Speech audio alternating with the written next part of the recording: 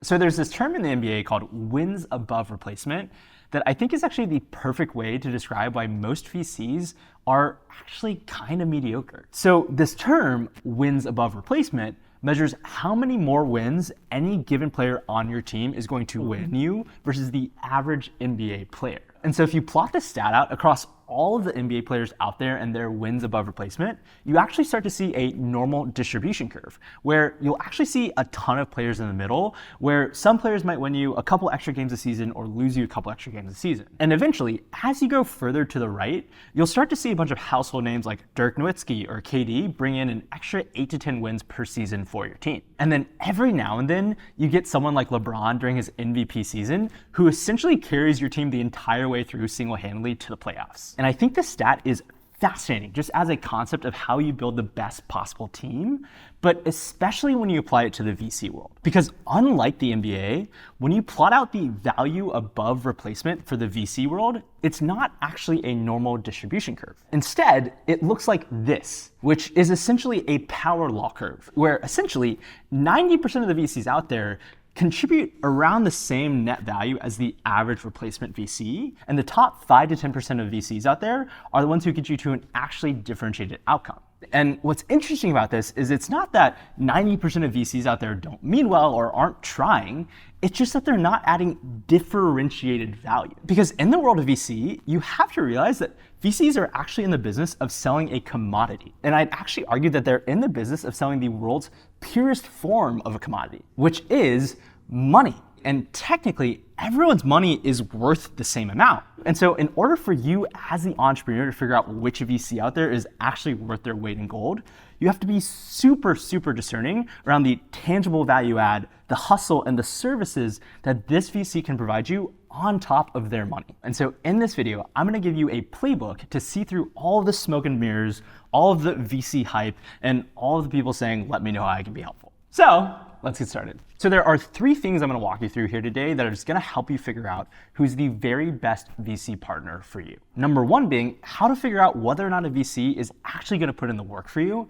because there are so many investors out there who just try to invest and then ride along for free on the cap table for the rest of that company's life. Number 2 being discerning how much concrete or tangible value this VC who is willing to put in the work for your company can actually provide your company. And then lastly, I'm gonna show you the very best way to actually go out validating whether or not everything your VC is saying is actually true, and they will be with you through thick and through thin. And I think the best way to understand all 3 of these points is actually through the lens of a mental model, which is realizing that finding a great VC is kind of like dating, where fundraising is already this kind of awkward dance where you're trying to be the hottest thing in the market and you're trying to show interest but not be too interested, and people are kind of chasing you around ideally, but maybe you're trying to also get a partner, and so you're like kind of desperate too at the same. It's like this hilarious dating energy, but the problem actually manifests later on where, because the VC industry has built so much hype around raising money, people don't realize that when you take on a VC, it's like getting married. Like, the hard part of raising VC capital doesn't start until you actually get the money. And so it's super crucial that you're as thoughtful as possible around who you're actually gonna bring into this partnership, because the average successful company is gonna last longer than many average marriages, which is 5 to 10 plus years for a really successful company. So you really need to make sure that you're ready to get hitched to someone and you're not marrying a dud. And you can actually tease this out right from the very get-go, where just like in dating, the quality of their communication is key. And I figured the best way to actually highlight the difference in what quality communication looks like is to just show you 2 different examples of VC outreach that I get every single day. Where if we zoom into this example here, which is admittedly most of the outreach I get from VCs, we'll start to note that it's incredibly generic, where you'll see things like, oh, we've been tracking or following you in your space and we love the space, or they might mention a couple portfolio companies that have nothing to do with yours or only tangentially related.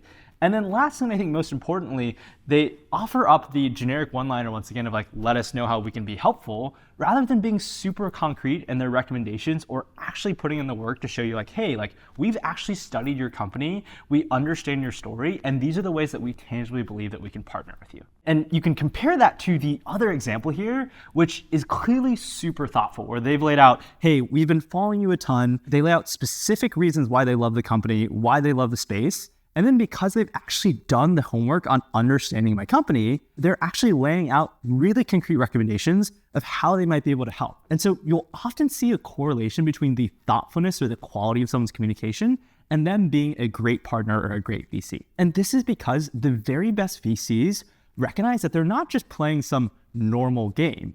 They're actually playing a power law game, which means that even if they make 40 investments or 100 investments, they know that literally just a single company can completely change the outcome of their entire fund. Where, as a great example, Benchmark Capital led the A for eBay at like a $20 million valuation and put in $7 million and turned that $7 million into over $5 billion or a 750x on a single fund. And so great VCs understand that they can spend a disproportionate amount of time unearthing and finding the very best companies, the cream of the crop, because those companies will return a disproportionate amount of value to that fund. But there's a caveat here I have to make in order to be fair to VCs, which is that you as an entrepreneur or founder should not expect a VC to just roll out the red carpet for you if you yourself haven't done the work of building a fundamentally incredible company. Like, as much as a VC would love to help you iterate on your business model or help you get traction or introduce you to their entire network,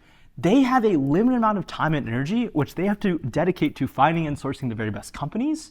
And so as much as they'd love to help you, you can't have the expectation that they're going to treat you in a certain way unless you yourself have built true intrinsic value. Because assuming you've done this work of coming up with a really great idea and then actually executing on it, you'll actually start to see the good VCs here start to triple down on their efforts to sell you on working with them, where they will start to make intros to their entire network. They'll connect you with their most successful founders and potential customers and potential hires, all to help you build your business. Because once they have conviction on your business, you can then start to measure how much hustle they actually have for you. And this is a good time to talk about the best way to go about figuring out whether or not a VC will actually deliver on their promises to you. Where I'll politely mention where we're struggling or where we need help as a company, and I'll see how much they bite onto that and actually run with it. Because if they're a person of their word and they're actually genuinely interested and convicted in your company, they will do the work. And I know this because back in the day when I used to work in VC, whenever we'd find a company that we were super, super excited about, we would put in all the work possible, where I would just be set as like the associate to cold call every single company in the market, to understand the market, to give that specific founder all the feedback and data we could possibly do to prove that we cared about the company. Like, we'd call customers, we'd get feedback, we'd call all their competitors, we'd call like different CEOs and CTOs in our network to see like, hey, would you buy this software? If so, like, we'd love to introduce you. Basically, point being, we would do anything possible to get our foot in the door. And so the question to ask yourself as you're courting VCs and vetting whether or not they're a good fit for your company, you should really ask yourself, well, this is probably the best foot forward they'll ever show to me around how much value they can add. And so if they're not following up on their promises and delivering now, what is it going to be like when they're actually on my cap table? Because once again, if you think of it like dating, you always want to look for a partner who actually follows through on their promises. AKA, if he wanted to, he would. If he wanted to, he would. And if they would, or if they did, then you can start to think about the next stage of this, which is this VC actually a good fit for our company and our needs and the value that I'm looking for as an entrepreneur? And personally, I measure this across two fronts. Number one being, is this person a cultural fit? AKA, do we share the same values? Like, do we prioritize and care about the same things in life, and do we get along? And then number two is measuring that objective, tangible value. And this is where it gets fun, because how much value a specific VC can add to your company depends on the unique attributes of your company. So for example, it's like, what industry are you in? Like, what stage are you at? What do you need the most help with at this current stage? And then most importantly, who you are as an entrepreneur. So what are your strengths? And then therefore, what are your weaknesses or gaps where you can start to find a VC or an investor who ideally can complement your skill set? So let's actually check through all of the different ways that a VC can add tangible value to your business. Number one, all of the biggest VCs will always flex on you the strength and value of their network, where there's two main areas in which that network can be super valuable.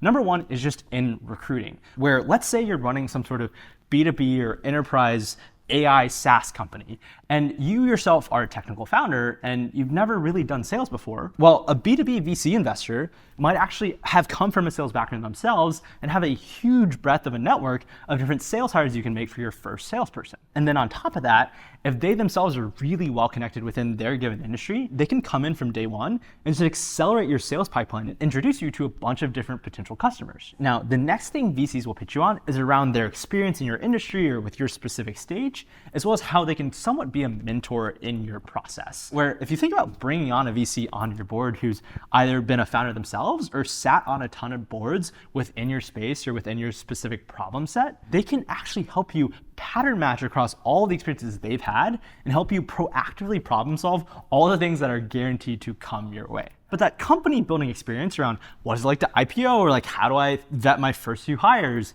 is very different from experience that is very industry specific, where I'd actually argue in some specific sectors, whether it's crypto or government tech or health tech or even fintech, it actually makes a ton of sense sometimes to bring in someone who has a little bit more of a strategic angle and knows your industry super, super well. And if you find a VC who pairs that really cleverly with actual tangible value add, so for example, I really love what Nat Grossman did with his AI fund, where they will literally help you buy compute, then you can actually leverage that VC's relationships and their experience and then their concrete value add to leapfrog the competition. Now, there's one last thing some of the biggest funds will actually pitch you on, which is actually a brand and credibility angle. And I want you to be really careful here where you don't get your ego too much in a play here. Where yes, having a top fund on your cap table will definitely add marginal credibility to you as a company, whether it's in landing your first customers or hiring new employees. But I really want you to think about that as just a single variable in a larger equation,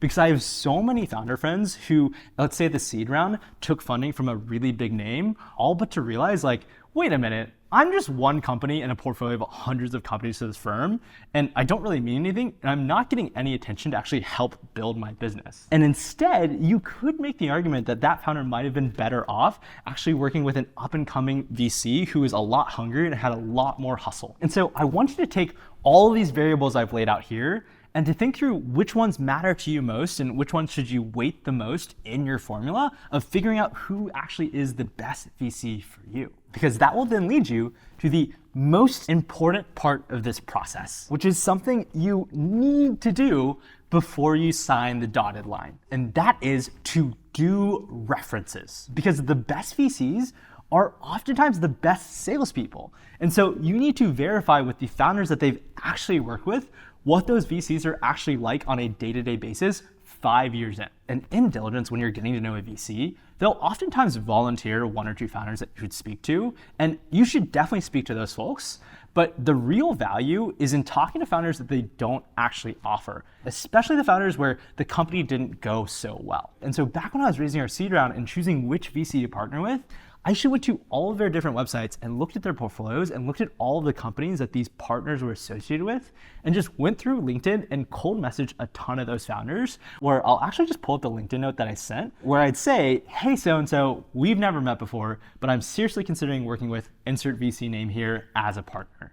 Would you at all be open to chatting founder to founder about your experiences working with them? And I guarantee you that if that founder really, really enjoys the relationship with that VC, they will at least likely respond. Because assuming your message didn't get lost amongst the noise, the lack of a founder's response is also kind of a signal. And so once you get on the phone with these founders, you really have to dig, because especially in references where people provide them, you know that that reference likely isn't going to say anything bad about that person.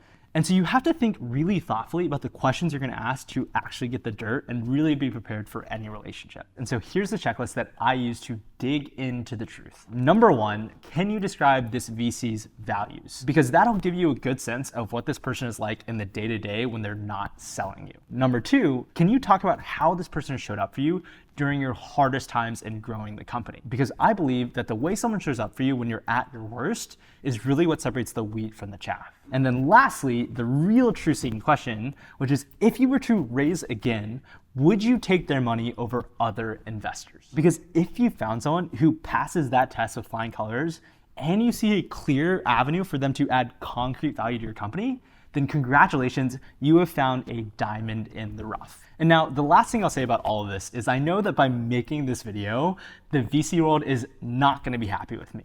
But I just felt that it was so important to take a stand here because I am so tired of seeing VCs exert this power dynamic over hardworking entrepreneurs who are truly actually the ones sticking their neck out there and working hard to change the world in some way. And so I guess if any VCs actually do take offense to this video and not see it as a growth opportunity, then it speaks more towards potentially their insecurities rather than the reality, which is founders need the very best people to back them in their corner in their mission to actually succeed. Because as much as I like to roast VCs, I will be the first one to tell you that there are some really incredible VCs out there that I myself have gotten really lucky to either meet with or actually get to work with in my journey here at Stan. And so for you as an entrepreneur, you just need to focus on building the very best possible company you can. And trust me, the VCs will pour in.